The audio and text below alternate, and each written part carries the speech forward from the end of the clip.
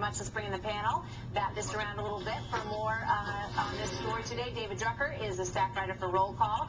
Pete Seat is the former Deputy Assistant Press Secretary for George W. Bush. And Kirsten Powers is a columnist for the New York Post and a Fox News contributor. You know, in some ways, it might seem, Pete, why don't you start with this? Kind of silly to point the finger at Fox, as the president did in that interview. He said, you know, oh, I guess you're talking about Fox. He said there's one network that seems to be directed almost solely against me. But when you look at the numbers, and I think we have a graph that we can pull up here, positive and negative stories, Obama-McCain, this is from the campaign period, it's pretty interesting because they're pretty even at Fox and pretty uneven, according to this, you know, independent poll for MSNBC. What do you think about all that, Pete? Well, it's interesting because President Obama told Brian Williams in a special that was on NBC a few weeks ago that he doesn't watch the cable chatter. So how does he even know that there's more supposedly negative coverage on Fox News if he's not even watching it? Obviously, his staff is filling him in and telling him what's going on. But another poll that I think is interesting that Pew put out is that over half of respondents, I think it was 53%, think that there is too much personal coverage of President Obama instead of focusing on his policies. And, you know, when we get these clips of the president going out to get a hamburger or walking Bo the dog, or yesterday the CNBC interview on NBC Nightly News, instead of showing substance from the interview, they showed President Obama killing a fly. And that's what we're being shown on mainstream networks, which is why people are turning away from it. Let's take a look. Do we want to take a look at that hardwood shot? Go ahead, let's roll it.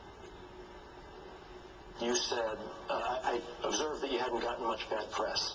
You said, it's coming. Media critics would say, not only has it not come, but that you have gotten such favorable press, either because of bias or because you're good box office, that it's hurting the country because you're not being sufficiently held accountable for your policies. Assess that. All right, and then he went on to assess that, and that is what we showed you before.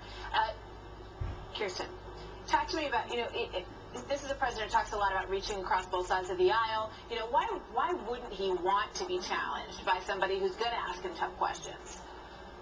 I don't think he's probably afraid of people asking him tough questions. I tend to think with the media that they don't understand a lot of these issues. I mean, the reality is most of them don't know how to ask tough questions about the economy. Did any of them warn us that the economy was about to collapse? No, for the most part.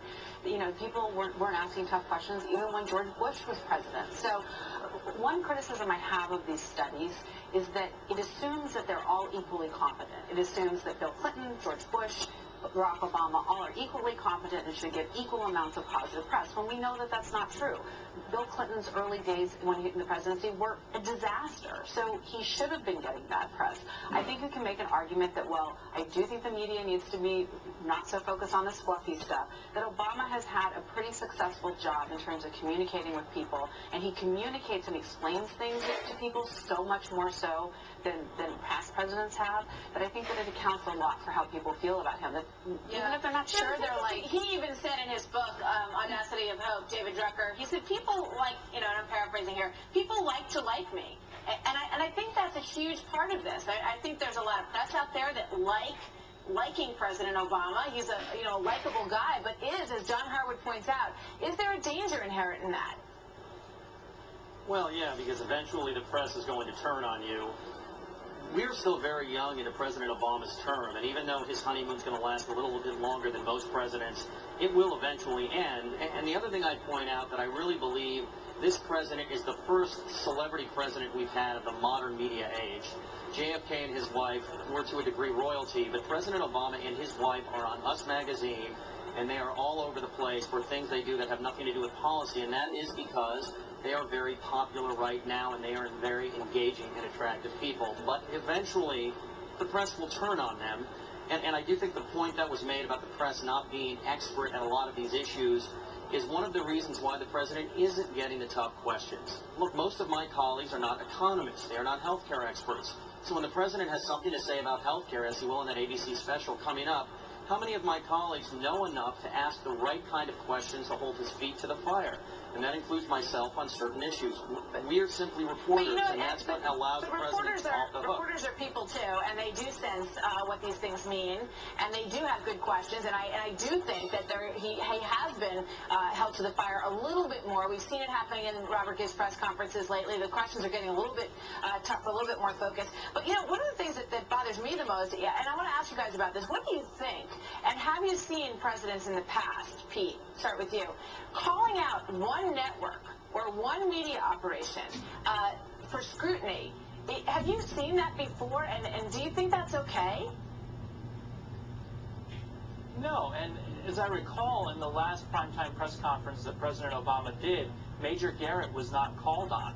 And, I think it's not really the right tack to take, and President Bush, obviously, I recall this from being there, was very fair in calling on all the TV networks, on all the wires. He tried to get to a lot of the radio networks as well to make sure they all had a chance. And let me just real quick, I want to touch on what you said, Martha, is I do agree that the questions for Gibbs have been getting tougher. I think the White House correspondents have been getting tougher.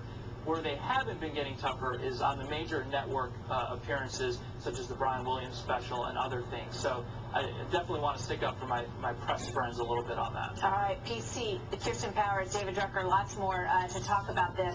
It's an interesting issue. We're going to keep pressing. He said he wants tough questions. He loves lively debate. Bring it on. Bring it on.